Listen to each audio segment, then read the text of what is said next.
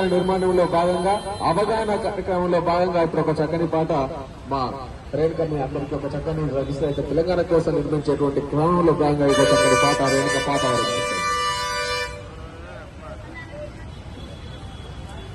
గంజాయి కుటుంబ పాను పరాకు మానర సోదరా ఆ గుట్కా మత్తుకు బానిసవైతే బతుకే శూన్యమురా. గంజాయి కుటుంబ పాను పరాకు మానర సోదరా ఆ గుట్కా మత్తుకు బానిసవైతే బతుకే శూన్యమురా. అలవాటైతే నీ భవిష్యత్తు ఖరాబురా.